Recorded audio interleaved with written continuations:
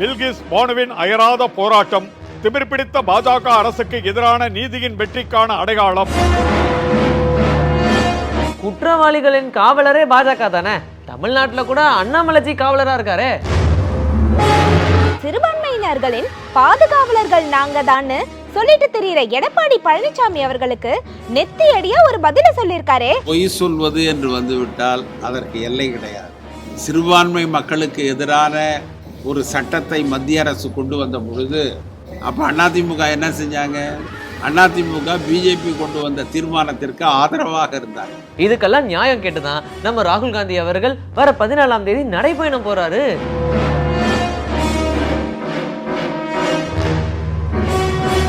ஆமாங்க, அதுவும் அவரு மணிப்பூர்ல இருந்து தன்னோட பயணத்தை தொடங்குறாரு. Planning of Bharat Jodo Nyaya Yatra, which is going to be start from Manipur on 14th of January. INTUC இந்த போக்குவரத்து தொழிலாளர்கள் வேலை நிறுத்தத்துல கலந்துக்காது அப்படின்னு சொல்லியிருக்காரு. திடீரென்று ஒரு செயற்கையாக ஒரு துன்பத்தை மக்களிடம் திரிக்க கூடாது என்பதுதான் INTUC நோக்கம். எனவே இந்த போராட்டத்திலே INTUC பங்கேற்காது.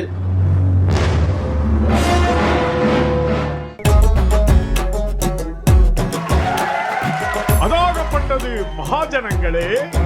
பெரியவங்க சொல்ற மாதிரி தலவாழையில போட்டு சாப்பிட்றதே ஒரு தனி சுகம்தான். கரெக்ட் தான் தம்பி. இதுக்கெல்லாம் கல்யாண வீட்டுக்காரங்க எவ்வளோ செலவு பண்ணிருப்பாங்க. அதனால நாமளும் மொய் வச்சுட்டு சாப்பிடுறது தான் நாகரீகம். பெரியவங்களை பத்தி தம்பி ரொம்பவே புகழ்ந்து பேசுது. வீட்ல சொல்லி அனுப்பியிருப்பாங்க, மொய் கரெக்டா வச்சிருவாரு. ஹலோ அங்கிள் ஆண்டி, சும்மா தொண பேசாதீங்க. நீங்க உங்க வேலையை மட்டும் பாருங்க. அப்படிலாம் விட்டுட முடியாது தம்பி. பெருசுன்னா அதாவது பெரியவங்கன்னா 4 விஷயம் சொல்லத்தான் செய்வோம். ஆமா, இவங்க பெரிய சுப்ரீம் கோர்ட்டு. சுப்ரீம் கோர்ட்டுன்னே தான் வச்சுக்கோ. சுப்ரீம் கோர்ட்டுன்னு ஒன்று இருந்ததுனால தான் குஜராத் பாஜக அரசாங்கத்தோட தலையில ஓங்கி ஒரு குட்டு கொட்டி இருக்கு. குஜராத் பாஜக அரசாங்கத்துக்கு உச்ச நீதிமன்றம் குட்டு வச்சிருக்கா. பாத்தியா, நாட்டுல இப்ப பரபரப்பா பேசப்பட்டுகிட்டு இருக்கிற விஷயமே உனக்கு தெரியல. பெருசா பேச வந்துட்ட. ஏங்க அவன் கிடக்குறான், என்ன குட்டு வச்சிருக்கு? எனக்கு கொஞ்சம் சொல்லுங்களேன். பில்கிஸ் பானு வழக்குல ஆயுள் தண்டனை விதிக்கப்பட்ட 11 பேர் குஜராத் அரசாங்கத்தால முன்கூட்டியே விடுதலை செய்யப்பட்டது செல்லாதுன்னும் 2 வாரங்கள்ல 11 பேரும் சரணடையணும்னு உச்ச நீதிமன்றம் தீர்ப்பளிச்சிருக்கு. பில்கிஸ் பானு வழக்கா? அது என்ன வழக்கு? எதுக்கு குஜராத் அரசாங்கம் குற்றவாளிகளை முன்னாடியே விடுதலை செய்யணும்? ஆஹா, எதுவுமே தெரியாத ஒருத்தனுக்கு எப்படி விளக்கம் கொடுக்கறதுன்னு தெரியலையே. டென்ஷன் ஆகாதீங்க டார்லிங், எனக்கும் அதை பத்தி தெரியல, கொஞ்சம் தெளிவா சொல்லுங்களேன். சொல்றேன்டி செல்லம். இன்றைய பிரதமர் நரேந்திர மோடி குஜராத் முதலமைச்சராக இருந்தப்போ கோத்ரா ரயில் எரிப்பு சம்பவம் நடந்துச்சு. அதாவது 2002 வருஷம் பிப்ரவரி 27ஆம் தேதி குஜராத்தின் கோத்ரா ரயில் நிலையத்தில் நின்றுகிட்டு இருந்த சபர்மதி எக்ஸ்பிரஸ் ரயில்ல 2 பெட்டிகள் தீ வைத்து எரிக்கப்பட்ட சம்பவம் நடந்துச்சு. இதை தொடர்ந்து குஜராத் முழுவதும் கலவரம் வெடிச்சது. கோத்ராவில இருந்து 50 கிலோமீட்டர் தொலைவில் தாகோத் நகர் பக்கத்தில் இருக்கிற ரந்திக்பூர் கிராமத்தில் முஸ்லீம்கள் வசிச்ச பகுதியில் ஒரு கும்பல் தாக்குதல் நடத்துச்சு. அப்போ பில்கிஸ் பானு அப்படிங்கிற கர்ப்பிணி பெண் கூட்டு பாலியல் வன்கொடுமை செய்யப்பட்டாங்க. அந்த பெண்ணோட குழந்தை உட்பட அவர் குடும்பத்தைச் சேர்ந்த 7 பேர் படுகொலை செய்யப்பட்டாங்க. 6 பேர் என்ன ஆனாங்கன்னு இன்னைக்கு வரைக்கும் தெரியல. பில்கிஸ் பானுவை பாலியல் வன்கொடுமை செஞ்சதா 2004 19 பேர் கைது செய்யப்பட்டாங்க. உச்ச நீதிமன்ற உத்தரவின்படி இந்த வழக்கு மும்பையில் இருக்கிற CBI சிறப்பு நீதிமன்றத்துக்கு மாற்றப்பட்டுச்சு. 2008 11 பேருக்கு ஆயுள் தண்டனை விதிக்கப்பட்டுச்சு. இத மும்பை உயர்நீதிமன்றமும் உறுதி செஞ்சது. இந்த நிலையில 14 ஆண்டுக்கு மேல சிறையில் இருந்த இவங்களுக்கு குஜராத் பாஜக அரசாங்கம் தண்டனை குறைப்பு வழங்கி இருக்கு. 11 பேரும் கடந்த 2022ஆம் ஆண்டு ஆகஸ்ட் 15ஆம் தேதி விடுதலை செய்யப்பட்டாங்க. அப்புறம் என்ன ஆச்சுங்க? பில்கிஸ் பானு உச்ச நீதிமன்றத்துல மேல்முறையீடு பண்ணாங்களா? பில்கிஸ் பானு மட்டும் இல்ல, மார்க்சிஸ்ட் கம்யூனிஸ்ட் கட்சி உள்ளிட்ட அரசியல் கட்சிகள் அமைப்புகள்னு பலரும் பொதுநல வழக்கு தாக்கல் பண்ணாங்க. ஓ, இந்த மேல்முறையீட்டுல தான் உச்ச நீதிமன்றம் அதிரடியா தீர்ப்பு கொடுத்திருக்கா. தீர்ப்புல வேற என்னெல்லாம் சொல்லியிருக்காங்க சார்? பில்கிஸ் பானு பாலியல் வன்கொடுமை வழக்கு மகாராஷ்டிராவில் நடந்ததுனால தண்டனை குறைப்பு முன்கூட்டியே விடுதலை செய்வது தொடர்பா முடிவெடுக்க குஜராத் அரசுக்கு அதிகாரம் இல்லைன்னும், இந்த விவகாரத்தில் மகாராஷ்டிரா அரசு முடிவெடுப்பது தான் பொருத்தமானதுன்னும் உச்ச நீதிமன்றம் சொல்லி இருக்கு. 11 பேரின் விடுதலையில நீதிபதி காவல்துறை தலைவரிடம் ஆலோசனை பெறப்படவில்லை, எனவே 11 குற்றவாளிகள் முன்கூட்டியே விடுதலை செய்யப்பட்டதை ரத்து செய்கிறோம் அப்படின்னும் அவர்கள் 2 வாரங்களுக்குள்ள சரணடையணும் உச்சநீதிமன்ற நீதிபதிகள் அதிரடி உத்தரவு பிறப்பிச்சிருக்காங்க. சூப்பருங்க. அதிகார திமிர் பிடிச்ச பாஜக அரசாங்கத்துக்கு இந்த தீர்ப்பு ஒரு பாடமா இருக்கும். செல்லக்குட்டி, காங்கிரஸ் கட்சியின் முக்கிய தலைவர் ராகுல் காந்தி அவர்களும் இதே மாதிரி கருத்தை தான் சொல்லி இருக்காரு. அவர் தன்னோட எக்ஸ் தளத்துல இத பத்தி பதிவு பண்ணியிருக்காரு. பில்கிஸ் பானுவின் அயராத போராட்டம் திமிர் பிடித்த பாஜக அரசுக்கு எதிரான நீதியின் வெற்றிக்கான அடையாளம். தேர்தல் ஆதாயங்களுக்காக நீதியை கொல்லும் போக்கு என்பது ஜனநாயக அமைப்புக்கு மிகவும் ஆபத்தானது அப்படின்னு குறிப்பிட்டிருக்காரு. அது மட்டுமல்ல, உச்ச நீதிமன்றத்தின் தீர்ப்பு குற்றவாளிகளின் காவலர் அல்லது ஆதரவாளர் யார் என்பதை மீண்டும் ஒரு முறை நாட்டுக்கு எடுத்துரைத்துள்ளது அப்படின்னு அவர் சொல்லியிருக்காரு. குற்றவாளிகளின் காவலரே பாஜக தானே. தமிழ்நாட்டுல கூட அண்ணாமலைஜி காவலரா இருக்காரு. ஒரு காலத்துல காவல்துறையில இருந்தவரு இப்ப குற்றவாளிகளுக்கு காவலரா இருக்காரா? என்னங்க பண்றது, பாஜகல சேர்றவங்க எல்லாருமே புனிதர்களா மாறிடுறாங்க. தப்பு பண்றவங்க நம்பி வந்து சேர்ற கட்சியே பாஜக தானே. ஆனா இதே மாதிரி நிலைமையில ரொம்ப நாள் வண்டியை ஓட்ட முடியாதுங்கிறதுக்கு ஒரு உதாரணம் தான் இந்த தீர்ப்பு. இந்த தீர்ப்பை வரவேற்று பல தலைவர்கள் கருத்துக்களை பதிவு பண்ணியிருக்காங்க.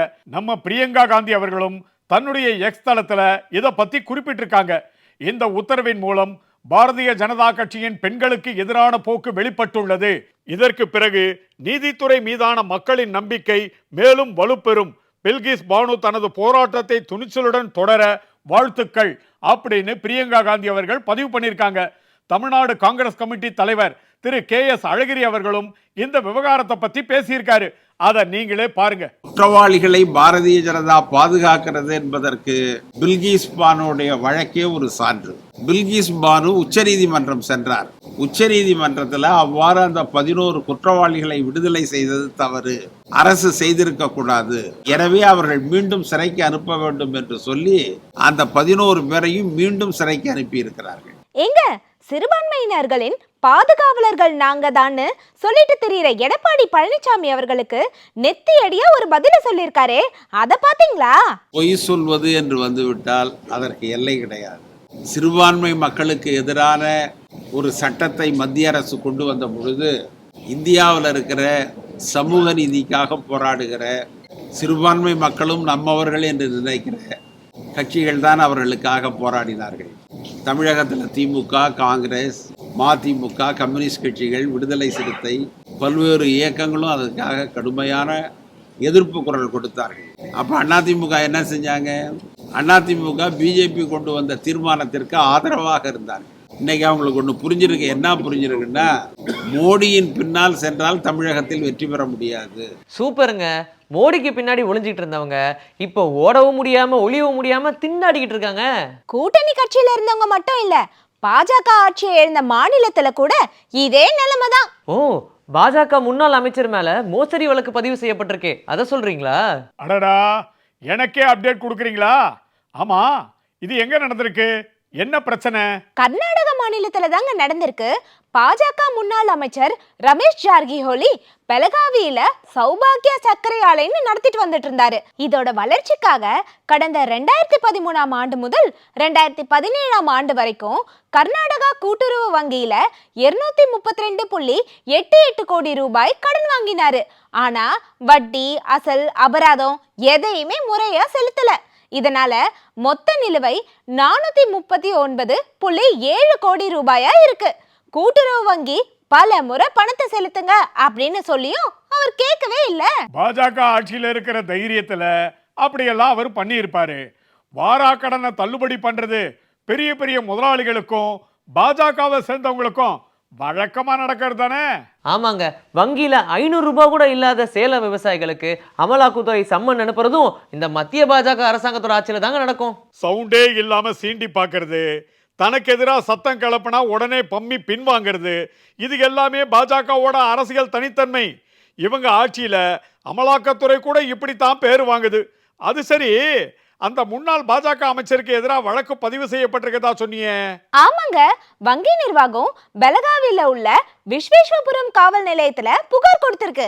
பாஜக முன்னாள் அமைச்சர் ரமேஷ் ஜார்கிஹோலி, அவரது மனைவி மற்றும் தாய் ஆகியோர் மேல போலீசார் இந்திய குற்றவியல் தண்டனை சட்டம் 406, 420 ஆகிய பிரிவுகளின் கீழ் வழக்கு பதிவு செஞ்சிருக்காங்க.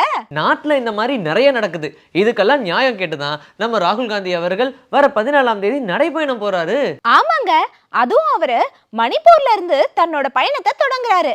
இத பத்தி காங்கிரஸ் கட்சியோட பொதுச் செயலாளர் KC வேணுகோபால் அவர்கள் சொல்லியிருக்காரு. பாருங்களேன். Planning of Bharat Jodo Nyaya Yatra, which is going to be start from Manipur on 14th of January. You are all aware that All India Congress Committee has decided Bharat Jodo Nyaya Yatra from 14th onwards under the leadership of our former Congress President Rahul Gandhi ji. மணிப்பூர்ல இருந்து எதுக்காக இந்த நடைப்பயணத்தை தொடங்கணுங்கிறதுக்கு Tamil Nadu Congress committee தலைவர் திரு KS அழகிரி அவர்கள் கொடுத்த விளக்கத்தை பாத்தியா? தலைவர் ராகுல் காந்தி அவர்களுடைய இந்திய ஒற்றுமை பயணம், நீதி கேட்டு நெடும் பயணம் மீண்டும் தொடங்கி இருக்கிறார்கள். நீங்க மணிப்பூர் மாநிலத்திலிருந்து அது துவங்குகிறது. ஏன் மணிப்பூரை நாம் தேர்வு செய்தோம் என்று சொன்னால், அங்க 2000 மக்கள் கொல்லப்பட்டார்கள். ஆனால் இந்த நாட்டினுடைய பிரதம மந்திரி அந்த இடையத்தை சென்று பார்க்கவில்லை. அந்த நேரத்தில் அவர் உலகத்துல பல நாடுகளுக்கு பயணம் செய்தார். இந்தியா வருவார், திரும்பவும் உலக நாடுகளில் பயணம். ஆனால் குறிப்பிட்ட தூரத்தில் இருக்கிற மணிப்பூருக்கு செல்வதற்கு அவர் தயக்கம் காட்டினார். அந்த நிலையில தான் தலைவர் ராகுல் காந்தி அவர்கள் தன்னுடைய நடைபயணத்தை மணிப்பூரில் இருந்து துவங்குகிறார்கள். இந்த போக்குவரத்து தொழிலாளர்கள் வேலை நிறுத்தம் பொதுமக்களை பாதிக்கலன்னு போக்குவரத்து துறை அமைச்சர் சிவசங்கர் அவர்கள் சொல்லியிருக்காரே, உண்மையா? ஆமாங்க, நான் கூட பஸ்ல தான் வந்தேன். 95% மேல பேருந்துகள் வழக்கம் போல இயங்கிட்டு தான் இருக்கு. ஒரு பக்கம் போக்குவரத்து தொழிலாளர்கள் கிட்ட தொடர்ந்து பேச்சுவார்த்தை நடக்கும்னு அமைச்சர் சொல்லியிருக்காரு. நான் வேற பொங்கலுக்கு ஊருக்கு போகணும், அதுக்குள்ள எல்லா பிரச்சனையும் முடிஞ்சிடும்னு நினைக்கிறேன். ஆமா தம்பி, காங்கிரஸ் கட்சியை சேர்ந்த நாடாளுமன்ற உறுப்பினர் திரு விஷ்ணு பிரசாத் அவர்கள் INTUC இந்த போக்குவரத்து தொழிலாளர்கள் வேலை நிறுத்தத்துல கலந்துக்காது அப்படின்னு சொல்லியிருக்காரு. அது மட்டும் இல்ல, பேச்சுவார்த்தை நடத்த தமிழக அரசு முன்வந்திருக்கிற சமயத்துல இயற்கை பேரிடரால பாதிக்கப்பட்டிருந்த மக்களை செயற்கை துயரத்துல தள்ளுற மாதிரி இருக்கு இந்த போக்குவரத்து தொழிலாளர் வேலை நிறுத்தம் அப்படின்னு சொல்லியிருக்காரு. சற்று தினங்களுக்கு முன்புதான் தமிழகத்தை இயற்கை பேரிடர் மிகவும் ஒரு பயமுறுத்தி விட்ட ஒரு நிலையிலே தமிழக அரசாங்கமும் தமிழக முதலமைச்சர் அவர்களும் அமைச்சர் பெருமக்களும் அதிகாரிகளும் பொதுமக்களும் மிகவும் கஷ்டப்பட்டு அந்த துயரத்திலிருந்து மெல்ல மெல்ல மீண்டு வருகின்ற வேளையிலே திடீரென்று ஒரு செயற்கையாக ஒரு துன்பத்தை மக்களிடம் திணிக்க கூடாது என்பதுதான் INTUC நோக்கம். எனவே இந்த போராட்டத்திலே INTUC பங்கேற்காது. கரெக்டா தாங்க சொல்லியிருக்காரு. ஆமா, ரொம்ப நேரமா வெயிட் பண்ணிட்டு இருக்கோம், சாப்பாடே வரல. அந்த பக்கம் மட்டும் எல்லாருக்கும் பரிமாறிட்டு இருக்காங்க, நமக்கு ஏன் வரல? அது மொய் வச்சவங்களுக்கான பந்தி, இது மொய் வைக்காதவங்களுக்கான பந்தி. என்னங்க சொல்றீங்க? இது ரொம்ப அநியாயம், அக்கிரமம். இதை நான் ஒத்துக்கவே மாட்டேன். இப்படி இல்லாம பண்ணுவாங்க? என்ன தம்பி பண்றது, விலைவாசி விற்கிற நிலைமை அப்படி. என்னங்க நீங்க, உங்களுக்கும் தான் சொல்றேன். நீங்க என்ன கோவமே படாம இருக்கீங்க? பொண்ணு வீட்டுக்காரங்களை கூப்பிட்டு ஒரு புடிங்க சார். தம்பி, அந்த பொண்ணு வீட்டுக்காரங்களே நாங்க தான். ஒன்ன மாதிரி மொய் வைக்காதவங்களை கண்டுபிடிச்சு வசூல் பண்ற டிபார்ட்மெண்ட்டை தான் எங்களுக்கு கொடுத்துருக்காங்க.